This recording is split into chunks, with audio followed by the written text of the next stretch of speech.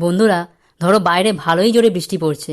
মাঝে মাঝে দমকা হাওয়া এসে বৃষ্টির ক্ষুদ্র ক্ষুদ্র কণাগুলোকে যেন জানালার প্রান্তে পৌঁছে দিচ্ছে। এক মনোরম পরিবেশ।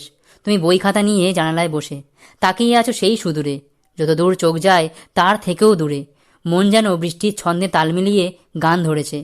রাস্তায় লোকজন কম, এমনিতেই রবিবার, কাজে যাওয়ার তাড়া কম। মা বলল, আজ এই দিনে খিচুড়ি করছি। তুমিও হ্যাঁতে হ্যাঁ মেলালে। দূর থেকে কেউ একজন দ্রুত পা চালিয়ে আসছে। হয়তো তার খুব তাড়া।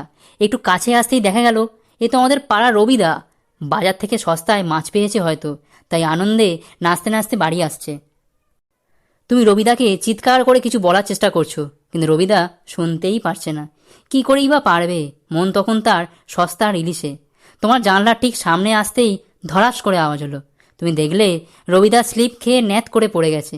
মাছের প্যাকেটটাও ঠিকরে গেছে ততক্ষণে। তাও রবিদা সঙ্গে সঙ্গে উঠে তোমায় গালাগালি দিচ্ছে, বলছে, এই এই তখন তুই চিৎকার করে কি বলছিলি রে? তোর কথা শুনতে গিয়েই পড়ে গেলাম। তুমি বললে, থাক, আর শুনে কাজ নেই। রবিদা জোর করছে, বলছে বলতেই হবে। তুমি বললে, আমি এটাই বলছিলাম যে আসতে এসো, বাড়ির সামনে শ্যাওলা আছে। রবিদা বিড়বিড় করতে করতে তোমায় বোকা ছেলে কোথাকার বলে চলে গেল। সেদিন তুমি শিখলে লোকের উপকার করতে গেলেও গাল খেতে হয়।